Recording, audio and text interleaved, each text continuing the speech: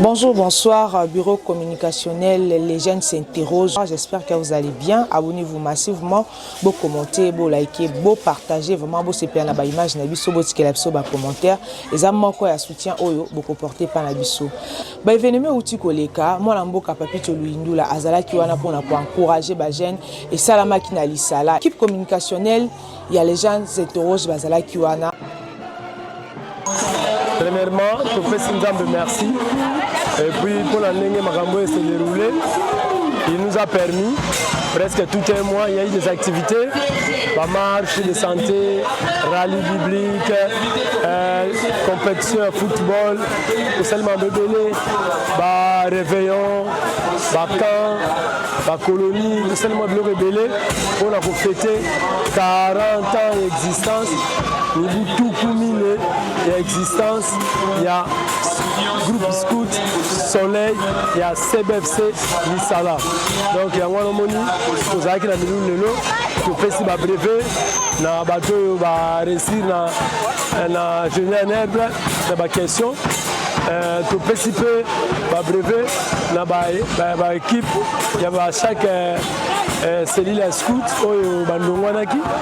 Tu fais si brevet na ancien, tu fais si brevet na batebele, ba mérite, na bateau union ba mérite avec ma boire. Donc nous sommes là, nous allons pour encadrer le jeune. Le mouvement de scoutisme, c'est parmi les mouvements qui a toujours encadré les jeunes dans le monde entier. Et la plupart de la jeunesse mondiale a été toujours soutenue par les groupes scouts. Donc d'abord c'est un groupe qui est presque paramilitaire, il y a la discipline. Ça veut dire qu'un jeune qui passe là-bas, il sera discipliné.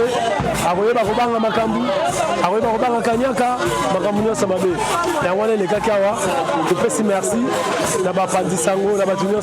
Bon, nous sommes encadrés de la jeunesse à perpétuité, mais au total là, l'année prochaine, avant cette période, nous allons regarder sur autre chose. On va utiliser le scout soleil à plusieurs reprises. Ça veut dire quoi? Nous devons pérenniser ces valeurs-là.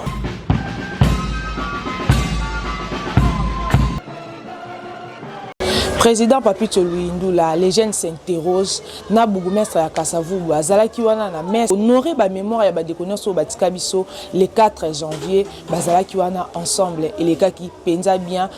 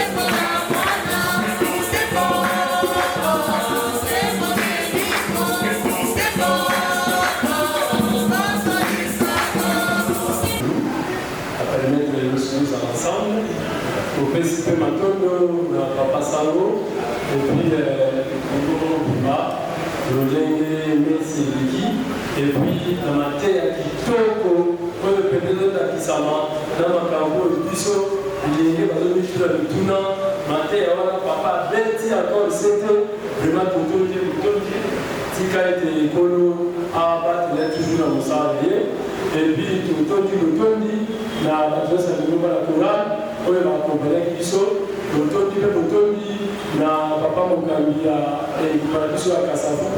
Donc, papa a dit sur le bourgmestre de Masombo, pour la présence naïe.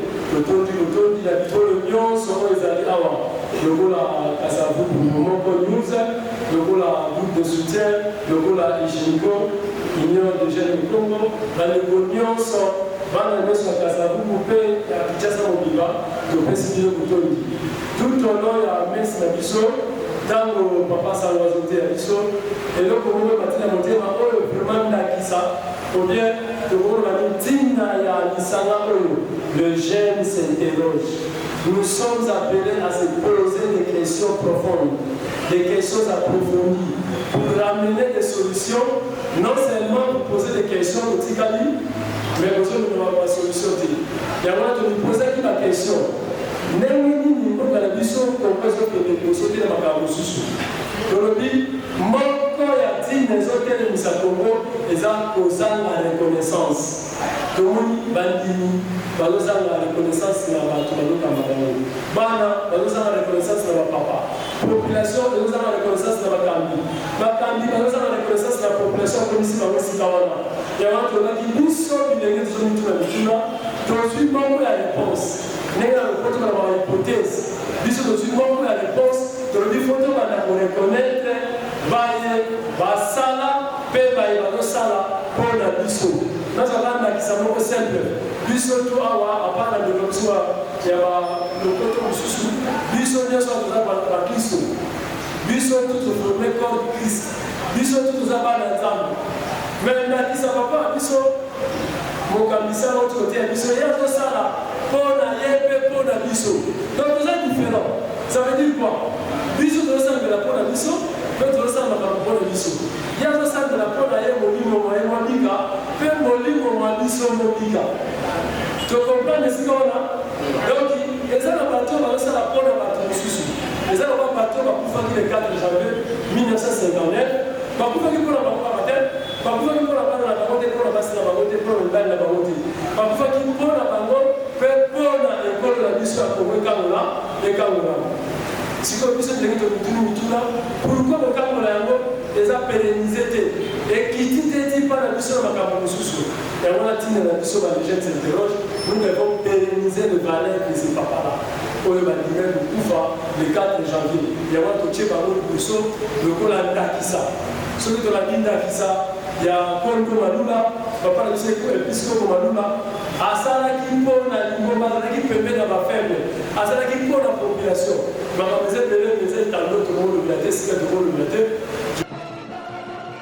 Parce qu'il y a des vies qui sont tombées, il y a eu des morts, il y a eu des disparus, il y a eu des meurtres, il y a eu des émeutes pour que le Congo aujourd'hui soit libre, soit indépendant. Nous avons choisi cette paroisse de faire cette activité ici parce que c'est une paroisse très très importante en matière d'indépendance. La paroisse c'est Christ et Roi. Depuis 1958 que cette paroisse était en activité réelle, que Malula était ici comme prêtre, comme nous disons à Lingala Sango. C'est lui qui a initié beaucoup de choses, même dans l'église. Il a changé beaucoup de choses, même le messe était dit en latin, consort. Mais grâce à lui, il a insisté que les Christ soient africanisés. Je me rappelle, nous avions un professeur de religion, Père Rubio, qui parlait que Malula a dit africanisons les Christ. C'est ça les termes qu'il utilisait. Mais lui-même, Malula avait dit les chartes africaines, retour à l'authenticité, consort. Mais le prêtre disait africanisons les Christ. Donc, c'est une paroisse qui a amené aussi, je peux dire, c'était une période de l'indépendance, mais a amené l'indépendance à l'Église catholique à ce qui concerne en matière culturelle, et en matière, comment dirais-je, pour les credos, tout ce qui s'est passé en latin, puis s'est passé dans nos langues. Aujourd'hui, nous avons la grâce, nous venons d'écouter un très bon message, mais à Lingala, nous venons d'écouter des chansons à Lingala, ça s'est passé ici. C'est ainsi, nous, les jeunes de la commune de Kassavou, où les jeunes s'interrogent en général, nous avons voulu pas laisser cette église soit construite par ses propres membres, ses propres fidèles de cette église. Et nous lançons aussi l'appel à tous les Congolais, ceux qui se trouvent à l'étranger, ceux qui sont ici, à tous les Kassavars de venir porter la main forte dans cette paroisse, parce que c'est une paroisse très importante. Selon les échos, ça, on ne fait pas la politique, mais selon les échos, il y a eu même des réunions secrètes que Malula faisait avec les pères de l'indépendance qui s'est passé. À cette époque-là, c'était à Birmanie. Mais ça, c'est la paroisse qui continue jusqu'ici. La paroisse est en pleine construction. Nous invitons tout le monde d'amener un petit rien. Comme nous, les jeunes s'interrogent, nous avons pu amener quelques sacs de ciment pour que nous puissions contribuer à une pierre de plus à l'édifice. Donc nous invitons tout le monde, les membres de cette église, les membres de l'association Les Jeunes s'interrogent, les habitants de la commune de Kassavou, les Kinois en général et les Congolais, à amener un petit rien pour que cette église soit construite comme c'est une église qui a contribué pour que le pays soit libre et ça contribue aussi pour que nos âmes soient sauvées. J'ai toujours gardé un témoignage ici quand nous étions enfants. On venait ici pour la première fois que moi je vois qu'on puisse encadrer les enfants en rupture familiale, qu'on appelle communément les chèques et les phasers. Ça a commencé ici. C'est que moi je vis, je ne sais pas ailleurs, mais moi pour la première fois j'ai vu ça avec Père Franck. Ça s'est passé ici. Ici il y avait un terrain de basket, mais Père Franck a transformé ça en un lieu de défoulement des enfants démunis, des enfants abandonnés, des orphelins. C'était vraiment une prouesse. C'est pour cela que nous les jeunes s'interrogent, comme nous sommes reconnaissants, prochainement nous allons prier aussi pour notre Père Franck qui a fait beaucoup de choses pour que les enfants abandonnés, démunis soient récupérés dans la société. Ça s'est passé ici, c'est pour ça que nous sommes reconnaissants à ce lieu qui nous a réunis aujourd'hui. kolongola bango na paroisse ya Christ Roi bakendaki malembe tina stati ya Kasavubu kokende kotiela e fleur kokende ko honorer mémoire na ye vraiment azalaki pe moko o asalaki makambo ebele pardon na mboka na biso esalaki bien esalaki esengo bana mboka basepelaki vraiment na acte wana bapozaki bourgmestre na moko président na biso président Papito Luindula. Les jeunes s'interrogent. Alors, Nengo Lobby est un geste très symbolique parce que les lorsqu'on a à Bakitani, à Kasavubu, c'est parce qu'il y a eu d'abord partir de l'indépendance, c'est-à-dire papa, Bakoko, Babunda qui prend la liberté en Mboka Royo, la Kansi Bolebi commune à l'époque, qui comme à Denda, si il y a une commune à Kasavubu, nous sommes en hommage. Il y a feu président Kassavo, qui fait le premier mouvement c'est noir. C'est noir, il y a commune Otozali, commune de Kassavo. Alors ils allaient très symbolique. Ils sont allés Bakitani à Bango. Mais les lots, on a une initiative, il y a le président de Luindula Papicho. On a une structure, les jeunes s'interrogent. Pas matin, on a un peu d'argent élégué. On a un peu d'argent mis dans la question. Il y a moi, ils allaient qui est nécessaire. Je dirais même obligatoire tous à la AWA pour soutenir et puis qu'on tient ma beaucoup pour l'activité. Il y a des martyrs, il y a des repères et puis il y a des pères. C'est vraiment biso tous à bilingue. Ma question est belle, c'est que le président lobby ça peut être piste de solution ou soit la solution à la question de la Bituna. Bambaté, Zali Moutuya Mingi, Bilingue, nous avons la force, Bilingue, nous avons la Mayele, Bilingue, nous avons la repère na biso, Oyo, Toye, Lelo, pour rendre un hommage. Alors, on a le mot la numéro 1 à la commune à Kassavou. Bambaté, Zali commune historique, et c'est là qui a biso, nous c'est la présence de la biso, on a non seulement il y a Bilingue, mais aussi il y a la commune à biso. J'espère que les pour la pour la prise de conscience de la jeunesse. Parce que mboka ekobonga na bapayate ekobonga kaka na baquantité bien toza na autorité politique administrative ici mais ekobonga na biso bilenge ntango tokomi na prise de conscience tozalaka lokola gouvernail ya bakoti soki ameki atengama population ezali soki alingi asala boye ya malamu topesi ye loboko soki asali mabe tomilimile mokonzi azongi na nzela mais babilengo bakosala bongo bilengo kaka baza na prise de conscience yango wana moi tokendaki totali Congo bato bazoloba ebele mais toza na bandakisa na biso totya na bapoche totya na batiroire tobwakisa bango yango moi tolobaki lelo lokola eza journée ya martyr de l'indépendance biso nous devons honorer bato wana po tocommémorer mokolo wana topesa hommage na bato wana babunda bakufa bamilita balita mpona tozwa indépendance toza na héritage ya indépendance même si mpe tohérité yango te miso bilenge tomituni question nini tokokosala ya liboso fo tozala nano reconnaissant envers bango yango wana toyaki awa tokuti messe tosambeli mpona bango toye kotala Mutakasa notre premier président qui est devant nous mpona kopesa ye bifo kopesa ye longonia au travers ye bato nyonso basala na ye mosala oyo baza na niveau moyen bakufa bazwa reconnaissance na biso wana yango na toye akolakisa bango ete obundaki mpona biso epuis biso moko bilenga to mituna nini oyo biso tokosala mpona toamboite lepa na bango yango na tozwa bango lokola bandakisa tozwa lokola badongolo miso te bakosa biso kongo tozalaka barepere te lokuta barepere na biso bazali ndoti kasavu mudoba toza liboso na ye aza modèle intégrité aza modèle ya sagesse aza modèle ya honnêteté soki biso bilenge na baye bazokamba biso toza honnête toza intègre toza na sagesse mboka ke liboso te donc biso bilenge tozwa prise de conscience tozwa bango lokola bandakisa papa na biso mobutu azalaki ndakisa ya unité nationale ndenge biso osangani boye nde toyebi ekolo na biso tozaka bacongolais na bacasava na bakinois ça veut dire quoi tolakisa ndakisa na ye azalaki modèle na point wana tozwi papa na biso lumumba alitaki jusqu'à la perte ya vie na ye soki biso nyonso bandi okunda mpona commune na biso tozokunda mpona bakonti na biso bazosala malamu tozokunda mpona makambo na biso mpona ekolo na biso tokolonga te donc yango na bilenge tolamuka tozala nsima ya mokambi na biso papa ekolo tozala nsima ya bakonti na biso papa na biso bourgmestre c'est lui le représentant ya gouverneur c'est lui le représentant ya président de la république donc tozala bango awa ya komema sango bilenge balobi tozala nsima na bino mais na makambo malamu na makambo mabe bilenge tozala na nsima te topesi bino pifo botala ndakisa bolanda lolenge bapapa batambolaki na biso na bino totonga ekolo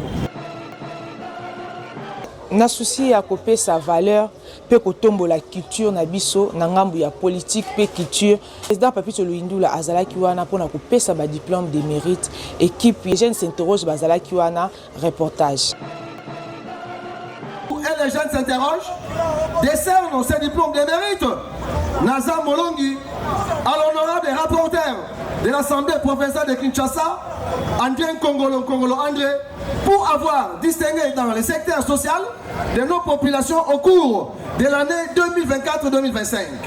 En foi de quoi, le présent diplôme lui est remis pour servir de témoignage de ses bienfaits. Nous lui souhaitons plein succès dans tout ce qu'il réalise au profit de nos populations. Fait à Kinshasa le 29 juin 2025. Pour les membres du bureau, Papito Luindula, président. Kennedy Mukendi, vice-président. Célestin Mandondo, coordonnateur. Anthony Ludiakwano, secrétaire général. Nous te remettons ce diplôme ici, en foi de notre témoignage. Mama Boko Bona, honorable Kongolo André Alongi. Pour profiter, pour commémorer mon coloana. Yami Balé, tout le monde est l'équipe d'activité belé, dans le sport, parce que le sport est un logo et 5 sarabatu. Na kata toi qui dans zango, toi qui dans football, si na to sana ki yango, pour na bomoko ya komi na kasavubu. Yango to sengi na ba kasavar, ne so beta na nous beta na maboko. Pour beta maboko. Merci. Nous avons tiré notre motivation à une simple observation. D'observer beaucoup de quartiers bazala qui est un peu isolé. Au monde en loja bazala mingi bango na bango, au monde ba socio mingi bata record na Kasavubu, et zara mingi Katanga, moi muge Christ-Roi, au monde passé combattant. Cette fois-ci nous tous tokozala moko. Yangwana merci beaucoup pour la présence na biso. Merci pour la partenaire qui va participer et puis to pesi longonya na partenaire qui va rejouer musique to fongoli nzela bobeta pour na okanza kondo barankoi pe pour na kopesa biso donc je suis flatté que l'association indexé ngai pour babeng sanga lelo na soirée oyo va remettre un diplôme. Donc je suis vraiment flatté. Et Zali en d'autres tempos nangai interpellation association Salingai pour que na vie nangai futur na continuer à marquer pas et que na se porter les sous en responsable et na sala o ezaya malamu koleka pour na attirer les sous attention ba. Tembio za ba activité belé ya ba tosangani wa lelo ezaki occasion ya kokanisa kondo na biso barankoi musiciens kinois précisément cassava congolais atika kibiso bona occasion 40 jours na ye et puis tonga to kanza ba mission nyonso oyo batika biso na commune ya Kasavubu et puis na funa pe na Kinshasa mobimba ya mibale to aki na kokanisa lobi to za na journée de l'indépendance kokanisa yango bona eza mikolo oyo mboka na biso zwaki liberté mboka na biso zwaki comment dirais-je qui pointa mboka na biso komaki une nation komaki état donc wana to profitaki na niveau ya commune ya Kasavubu to kanisa milulu wana et puis pona kosangisa bilenge pona kobenda bomoko non seulement la commune ya Kasavubu mais la Kinshasa mobimba otomoni quelques d'autres communes périphériques quelques musiciens périphériques baye pe baye bazana biso salaki yango pona kokanisa makambo wana pe unité ça la compte les jeunes s'interrogent pourquoi parce que les jeunes s'interrogent à travailler en collaboration avec les amis de Kasavubu avec Kasavubu Moko avec presque toutes les associations qui œuvrent dans la commune de Kasavubu. Nous avons voulu honorer la Kisabilenge que lelo baloba congolais bazana réperté mais ba misusu bazo sala malamu bazali yango na lokola tozana lutte contre ba antivaleur tozana lutte contre l'ingratitude tout le monde la jeunesse congolaise précisément quinoise balinga soit de faut manquer ba ene na bango ba respect de faut ignorer bolam batu basala yango na biso to komi ko la kisaka yango to lukaki quelques notables quelques figures de marque quelques bateaux ba biso na mbetali social bateau apesa so ba conseil yango to préféra qui to honorer bango na nzela ya diplôme. Tous à la 65e anniversaire il y a RDC. Je pense qu'un homme il y a 65 ans a frôlé déjà 3e âge. A frôlé déjà presque le 3e âge. Et un âge à retraite. Mais si sur le terrain, ce n'est pas ça. Jusque-là, nous avons donc ça veut dire quoi? Message de relancer la biso bilingue. Biso bilingue de un cerveau moteur. Biso bilingue de ancrage. Biso bilingue de simbaka. Toza na énergie biso bilenge toza na ba réflexion et longo na ba papa na biso bango baza na sagesse na expérience to simba mboka na biso makasi parce que ça fait 65 ans maintenant nous totel limité toza ngulu makaka yango na sengi na bilenge to telema to sunga ba mikolo bango ba tie sagesse ba tie expérience biso to tie vigueur to tie pifo to tie main d'œuvre to tie nyonso biso bilenge to représentaka yango na ya kosenga na jeunesse congolaise tozala bomoko tozala éveillé tozala ya kofungama biso et puis to soutenir bakambi na biso pote bango pe ba déraper te pe biso pe to déraper te tozala bomoko to profiter na sagesse na bango bango ba profiter na vigueur na biso be énergie na biso. Merci. Bureau communicationnel, les jeunes s'interrogent à chaque instant, à chaque événement. Tokobanda Rozongi Labino. À bientôt.